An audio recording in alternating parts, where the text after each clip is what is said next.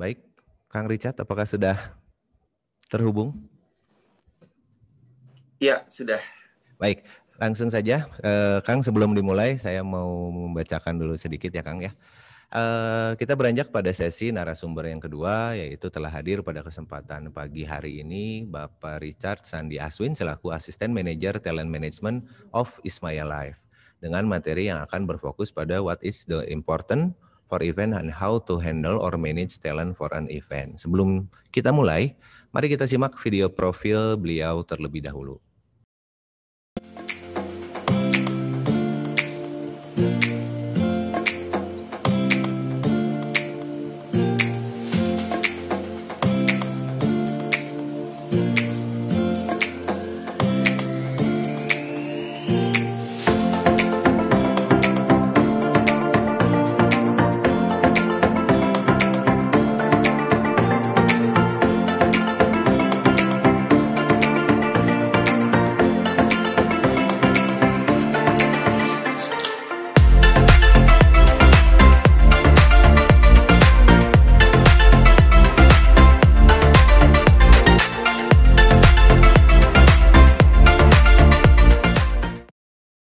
Baik, terima kasih banyak Kang Richard sudah bersedia hadir di acara webinar pada kesempatan kali ini.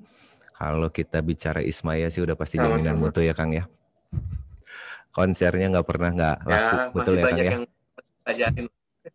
Artinya Iya. Jakarta Warehouse Project udah jadi sebuah ikon tersendiri untuk industri musik dan event terutama bagaimana selalu mampu menarik orang untuk datang, bahkan harga tiketnya aja kadang bisa naik sampai beberapa kali lipat Kang, betul ya Kang ya? Saking banyaknya demand dari para pengunjung. Nah ini Kang, Akang udah boleh diceritain dulu nggak Kang, sudah bergabung dari Ismaya ini sejak kapan Kang? Tadi kalau misalkan dilihat kan di profil saya, background saya sebenarnya dari marketing. Kemudian pengalaman kerja saya sebenarnya agak random sih. Saya sempat kerja di sales kartu kredit, sales credit divisionnya HSBC, kemudian sempat di majalah, sempat di salesnya Harley Davidson. Jadi memang saya nggak pernah rencana untuk bisa kerja di bidang entertainment. Kebetulan waktu itu terakhir saya kerja di majalah Time Out Jakarta. Di situ saya kenal beberapa teman di Ismaya, kemudian saya ngobrol-ngobrol.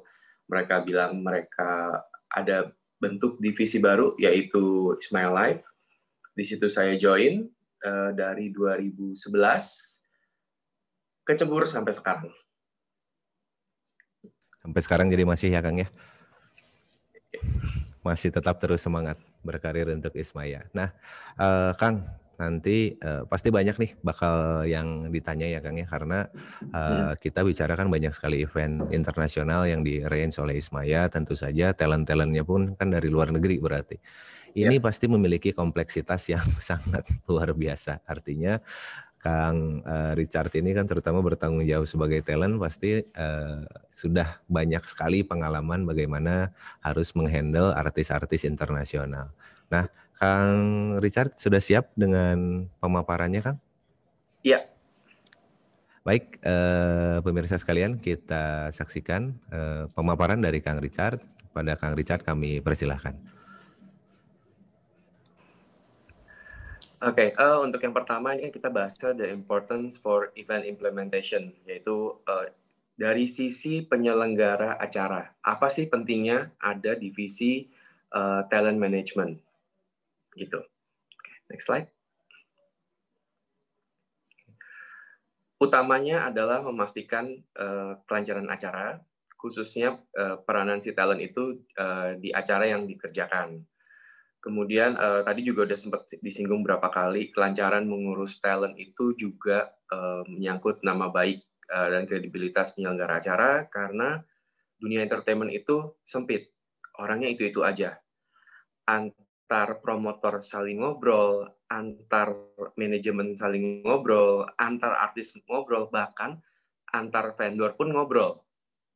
Misalkan, oh si IO atau promotor ini payment-nya telat nih, bermasalah, dan segala macam. Jadi, satu hal, kalau ya mungkin nggak cuman urusan talent aja ya, tapi juga urusan yang lain-lain juga itu berpengaruh. Tapi karena kita fokusnya di talent, jadi ketika ada miss, ada error, itu bisa banget jadi backfire untuk CEO atau promotor ke depannya kalau tidak ditanggulangi gitu. Next slide. Oke. Tadi kan sama Pak Bagus juga udah dijelasin ya contoh-contoh talentnya, kemudian peranannya seperti apa. Jadi kalau misalkan si talent itu sebagai bintang utama lah dari acara itu, misalkan di konser, pensi, atau misalkan si artis itu launching single atau album, udah pasti highlight-nya adalah performance si artis itu. Kalau misalkan kayak tadi, misalkan acara perusahaan, olahraga, resepsi, kemudian pameran, apa-apa, itu dia adalah sebagai pelengkap atau pendukung. Mau itu dia sebagai si artis itu sebagai bintang utama atau pelengkap, tetap penting, sama-sama harus diurus dengan baik. Gitu. Jadi jangan cuman, ini cuman misalkan dancer dah, biasanya kalau acara launching produk suka ada dancer, cuman dancer doang, gampang lah gini.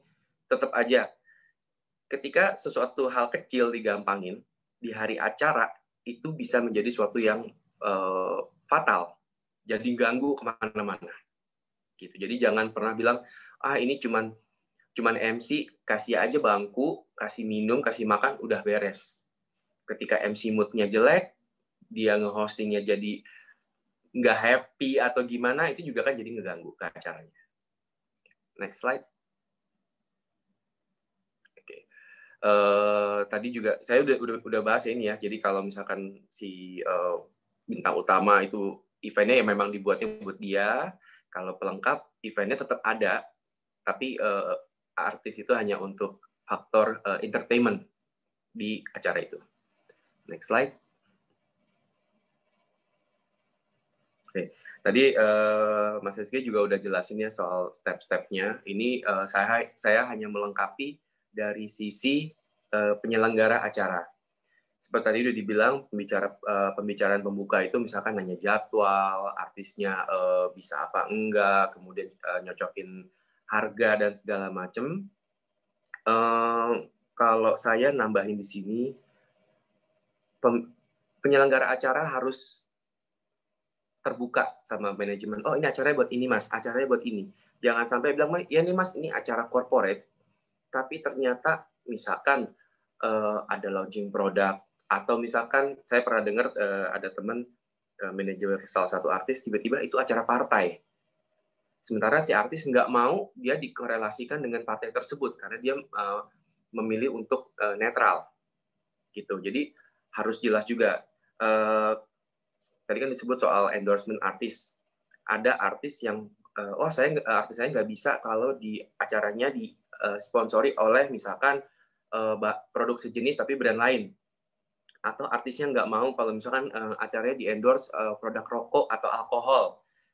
Jadi mungkin kalaupun dari manajemen artis tidak bertanya, dari pihak penyelenggara acaranya lebih baik ngasih tahu. Acaranya gini. Gitu. Jadi kalau misalkan nanti tiba-tiba artisnya, kok ini acaranya rokok ya, kok ini acaranya di klub atau misalkan di kafe malam gitu, yang dia sebenarnya nggak mau, kalau itu tidak ada yang membicarakan, itu nanti bisa jadi permasalahan pada saat udah mau acaranya, kan jadi lebih ribet lagi.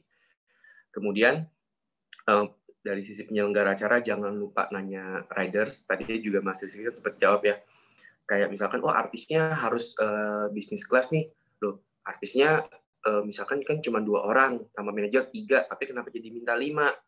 Nah, riders itu ada 2, technical, kemudian ada juga hospitality. Saya lebih handle untuk hospitality. Tapi bukan berarti technical itu cuma alat. Alat itu harus ditanyakan dulu ke pihak tim produksi, kemudian dari pihak vendor, sanggup nggak nyediain ini? Karena itu berpengaruh ke budget. Nanti si artis A minta set alat seperti ini, cost-nya sekian. Artis B mintanya setnya begini, setnya sekian. Kalau itu digabungin, kalau semua diturutin, itu bakal bengkak banget budgetnya. Nah, biasanya kalau di Ismaya Live kita bikin template, kita ambil dari headlinernya. Oh, si headlinernya mintanya ini. Oke, artis yang lain kita coba sesuaikan. Oh, kita adanya ini, kita adanya ini. Jadi rata-rata kalau artis atau performer itu mereka soal teknis ya kurang lebih sebenarnya sama. Cuman pasti ada poin-poin yang si A lebih prefer pakai ini. Sebenarnya mungkin alat ini dia bisa, cuman dia lebih prefer pakai alat ini. Tapi itu lagi, sebelum kontrak, tektokan dulu deh sedetail-detailnya. Jadi jangan sampai udah tekan kontrak baru counter. Aduh, kita nggak bisa sediain ini, kita nggak bisa ini. Secara legalitas, ketika sudah kontrak, riders itu sudah termasuk berarti si penyelenggara menyanggupi untuk menyediakan. Gitu. Kemudian pada saat bikin kontrak, sedetail mungkin. Mulai dari nominal fee-nya berapa, pajaknya berapa, potongan apapun itu harus dijelaskan. Tapi itu juga, itu kan tertulis ya, itu sudah dibicarakan. Jadi jangan tiba-tiba sepihak, Mas dipotong ini, dipotong ini, dipotong ini. Gitu. Itu nggak profesional juga. Kemudian cara bayarnya gimana? Oh, DP-nya sekian. Pelunasannya kapan? Misalkan H-1 acara. Jadi jangan asal ngejawab, oh bisa Mas, bisa. Tanya dulu ke bagian terkait, misalkan bagian finance atau accounting-nya. Bisa nggak payment tanggal segini? Nanti pelunasan tanggal segini bisa apa nggak? Oh bisa, tapi harus dipotong pajak sekian, sekian, sekian. Jadi jangan si negosiator atau si bookernya ini jangan main asal bisa aja gitu, nanti itu akan jadi backfire lagi buat si penyelenggara acara. Sampai nanti poin misalkan pembatalan kerjasama itu seperti apa, misalkan ya kalau force major itu kan berarti kan bisa dibilang penyelesaian secara kekeluargaan, tapi kalau misalkan artisnya mangkir, kemudian atau sebaliknya, misalkan si penyelenggara acaranya mangkir, payment berantakan, riders segala macam nggak diurusin sesuai kesepakatan, artis berhak untuk memutuskan kontrak sepihak, penyelenggara acara juga sebaliknya juga berhak memutuskan kontrak sepihak. Tapi itu nanti udah ranahnya ke hukum, itu udah lain lagi. Tapi sebaiknya poin pembatalan kerjasama itu juga dipikirin lah, jangan cuma pakai template aja gampang. Meskipun temen, meskipun kenal, tetap aja kalau urusan uang temen bisa jadi musuh. Gitu. Terus tadi juga dibahas kan soal detail riders. Tadi saya udah bilang technical itu juga dicek dulu oleh pihak yang terkait, yang orang yang memang ngerti tentang teknisnya bagaimana. Kemudian untuk refreshment kayak misalkan, oh si artis ini maunya dijemput pakai mobil ini.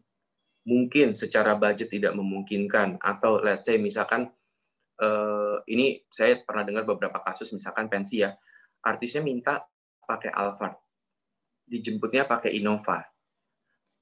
Kalau buat saya pribadi nggak ada masalah, tapi ini kita ngomongin artis, mereka semacam punya privilege untuk minta itu. Nah, jangan berasumsi, oh kalau harusnya kan nggak apa-apa dong, itu asumsi. Nah, yang harus di-maintain itu tadi juga Mas Rizky bilang adalah komunikasi. Mulai dari pertanyaan, kemudian kalau misalkan update, ada perubahan, oh ternyata begini-begini, kita sesimpel gini, Mas, airnya kita nggak bisa nyediain, misalkan dia minta airnya yang pH tinggi, harganya mahal. Kalau kita ganti aqua boleh nggak, Mas? Kasih alasan yang masuk akal. Jangan, nggak ada, Mas.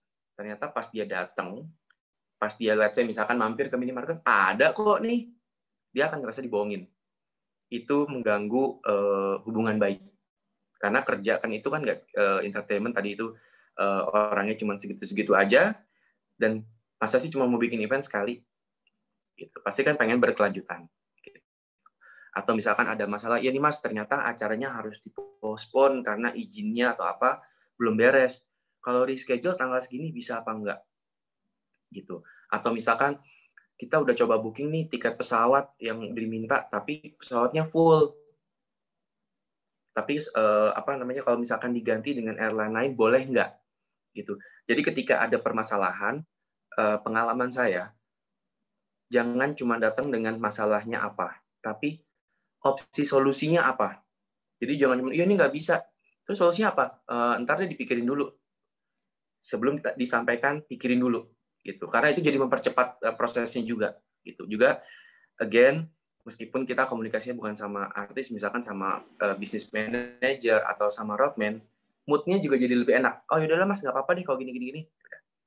Dan yang pasti jangan bohong deh gitu. Karena mereka juga bisa ngecek, masa sih tiketnya habis, masa sih gini, masa gitu. Next slide. Oke. Kemudian berikutnya nanti harus ada distribusi detail acara, informasinya, misalkan bisa via email, saya misalkan beda kota, via email, via WhatsApp, atau via telepon. Dari saya pribadi menyarankan semua via email. Meskipun dibicarakan secara lisan by phone, setelah pembicaraan itu kirim email. Oke, berdasarkan pembicaraan lewat telepon, poinnya adalah begini. Jadi kalau misalkan gini, ini pengalaman pribadi ya, banyak ketika negosiasi kita ngobrol dengan business manager, road manajernya si artis ini tidak terinformasi. Itu isu internal di artis, misalkan informasinya nggak nyampe. Ketika nyampe, road manager akan nanya, loh, ridersnya seperti ini. Oh enggak mas, kita udah counter gini. Oh saya nggak tahu, tunjukin emailnya. Jadi nggak cuman kasarnya gini, mulut lu lawan mulut gua, percuma. Itu debat kusir yang buang-buang waktu. Tunjukin, mas kita udah email tanggal sekian, ini udah di-approve. Kalau misalkan kita mau counter sesuatu, nggak dijawab-jawab. Jangan berasumsi, balik lagi jangan berasumsi, konfirmasi terus. Mas, boleh nggak nih counterannya gimana? Jadi sampai dia jawab, oh iya, oke. Misalkan by phone, kirim email lagi.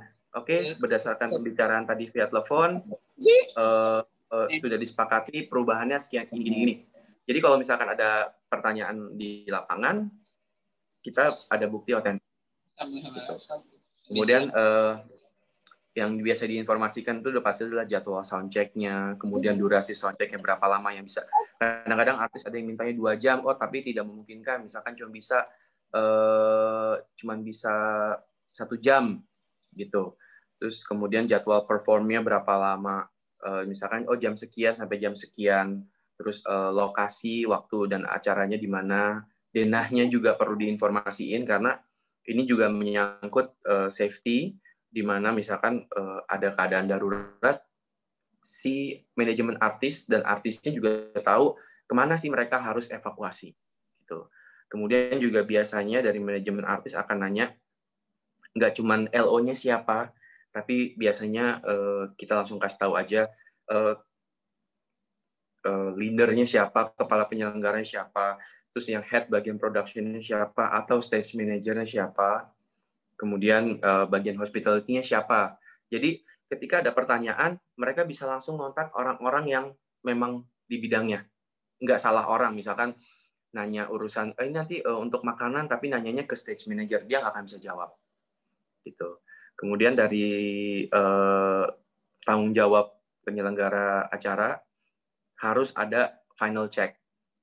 Mulai dari riders, misalkan ridersnya yang ini udah disediain full, ada semua, yang ini nggak ada. Harus dicek lagi, ini udah dikomunikasiin apa belum ke manajemen artisnya. Kalau memang belum, lakuin sesegera mungkin, jangan tunggu mereka orangnya udah nyampe baru ditanya. Gitu. Kemudian di lokasinya gimana, akses artis, nanti artisnya turun di mana, dari mobilnya masuk lewat mana ke tempat acara, turun di mana. Terus backstage-nya sudah proper apa belum, layout segala macam, terus ruang tunggu artisnya sudah disiapkan apa belum. Jangan sampai acaranya, misalkan acara olahraga, udah pasti pagi atau siang atau sore. Terus ruang tunggu artisnya nggak ada AC atau nggak ada kipas bahkan, itu udah pasti nanti bakal jadi isu. Gitu. Kemudian juga double check dengan tim produksi, peralatan di stage gimana, udah aman apa belum. Gitu. Kemudian pada saat acara kita cukup monitoring, misalkan oh artisnya sudah performnya sesuai dengan kesepakatan, misalkan durasinya 45 menit atau 60 menit, atau misalkan lebih, itu harus diingetin. Gitu. Nah, terus setelah acara juga harus ada penyelesaian administrasi, apapun itu, misalkan pembayaran, atau pelunasan, atau apapun. Kemudian harus bikin laporan dan evaluasi hasil kerja. Fungsinya itu untuk ke depan. Jadi kalau misalkan bikin event lagi, apa yang jangan sampai keulang, kesalahan-kesalahannya apa yang jangan sampai keulang, atau stepnya ada yang miss, jadinya efeknya begini-begini, itu bisa dihindari di kemudian hari. Gitu. Oke, kayaknya itu udah semua ya, Pak Bagus. Coba sebentar, saya cek dulu. Udah selesai berarti Kang Richard ya? Iya. Baik, terima kasih banyak. Terima kasih banyak Kang Richard. Nah, dengan pertanyaan terakhir tadi dan juga jawaban yang sudah disampaikan oleh Kang Richard, maka sesi Q&A untuk narasumber kedua ini telah berakhir. Terima kasih kepada para hadirin yang sudah bertanya dan mohon maaf sekali kalau misalnya ada pertanyaan yang belum sempat terjawab pada kesempatan Q&A kali ini.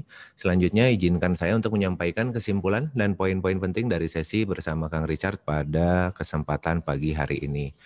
Yang pertama adalah pentingnya talent management dalam sebuah event untuk memastikan kelancaran peranan talent dalam event yang dapat mempengaruhi nama baik serta kredibilitas penyelenggara acara. Terus ketika kita berbicara bagaimana cara menghandle event adalah dimulai dari pengecekan jadwal talent dengan jadwal penyelenggara acara, lalu ada penyesuaian fee, pemeriksaan riders yang terdiri dari technical riders dan juga hospitality riders. Terus ketika kita bicara juga penyelenggara harus terbuka dengan talent tentang isi acara yang diselenggarakan secara detail.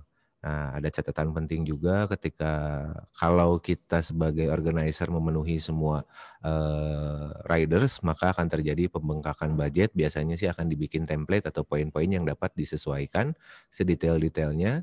Jangan sampai sudah kontraknya ditandatangan namun ada riders yang tidak dapat dipenuhi. Selanjutnya, distribusi detail riders setelah ada negosiasi atau diskusi, itu dipastikan dikirimkan ulang melalui email sampai pihak bersangkutan menyetujuinya. Terus ketika kita bicara untuk mempermudah komunikasi antara penyelenggara dengan talent juga diinformasikan kepada ketua penyelenggara, stage manager, kepala bagian hospitality, kepala bagian keamanan, serta LO yang terlibat. Sama tadi catatan penting terakhir yang harus dirubah mindsetnya adalah ketika jadi volunteer atau LO ya bukan tujuan utamanya untuk ketemu si talent, tapi ya mensukseskan si acara begitu. Oke, baik, selanjutnya akan ada sesi penyerahan e-certificate kepada Kang Richard sebagai bentuk apresiasi dari STP NHI Bandung. Boleh tolong ditampilkan? Sekali lagi kami ucapkan terima kasih banyak Kang Richard selaku Asisten Manajer Talent Management of Ismaya Life yang telah bersedia menjadi narasumber dalam kegiatan webinar pada pagi hari ini. Sebelum ditutup mungkin Kang Rizky apakah masih bergabung? Kang Richard dan Kang Rizky mungkin boleh disampaikankah titipan pesannya kepada para generasi muda yang akan menjadi penerus bangsa ini, terutama buat yang akan mungkin tertarik mereka terlibat di dalam industri pertunjukan, terutama event-event pertunjukan. Ada titipannya nggak Kang? Dari Kang Richard atau dari Kang Rizky? Mangga dipersilahkan. Kalau dari aku sih sebenarnya ini talent management adalah suatu bisnis yang bagus ya. Karena banyak banget orang yang pada ngomong di belakang aku, terutama teman-teman yang lulus sarjana bareng aku dari lulusan matematika, kan mereka rata kerjanya di perusahaan A, B, C, D, F, bank, segala macam. Aku satu yang unik. Aku bisa bilang dia talent management adalah suatu bisnis yang menjanjikan. Karena setiap orang itu butuh hiburan. Apalagi sekarang banyak orang stres ya. Banyak orang stres akhirnya nonton konser, nonton DWP, terus atau nonton yang lain-lain. Dan kita, kalau aku bicara dari sistem talent management, otomatis artis kita laku, kita dapat duit banyak, lumayan gitu kan, apalagi artis kita banyak gitu kan. Jadi kalau dari aku pribadi harus terus belajar. Kalau memang kalian tertarik untuk di bidang talent management, atau mungkin ada kalau kalian yang tertarik untuk menjadi artisnya, ya udah banyak belajar dari artis-artis yang udah sukses. Terus juga kalian juga bisa nonton YouTube juga, baca buku juga, jadi sukses jadi artis juga. Terus ya yang paling penting ya udah pokoknya terus semangat aja, terus banyak belajar, Terus percaya deh, pokoknya bisnis talent management itu adalah bisnis yang menjanjikan, aku bilang. Walaupun sekarang di pandemi ini memang lagi drop banget, tapi semua bisnis bukan talent management yang drop, tapi kan kita harus kreatif, dan aku merasakan itu dengan kekreatifan. Ya aku sih nggak bilang aku orang yang kreatif banget, tapi aku berusaha untuk kreatif. Dengan akhirnya aku mengelola channel YouTube aku pun bisa menghasilkan dari AdSense dan dari endorse di YouTube aku. Jadi sebenarnya kesempatan itu pasti selalu ada, apapun pekerjaannya, apapun bisnisnya.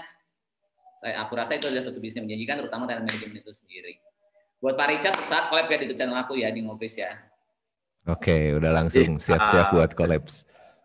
Oke, Kang Richard mungkin ada yang disampaikan? Konten-konten gitu. Salut saya. Saya cuma sempat bikin YouTube sekali tentang backstage DWP sekali aja, habis itu udah nggak ngerti lagi mau bikin apa. Loh, diseriusin. Aku sekarang udah selain dari AdSense dapat dari endorse juga lumayan. Iya sih. Tapi sekarang lagi nggak ada job kan, lagi daripada sepi job, jadi ya lumayan lah pundi-pundi rupiah tertransfer.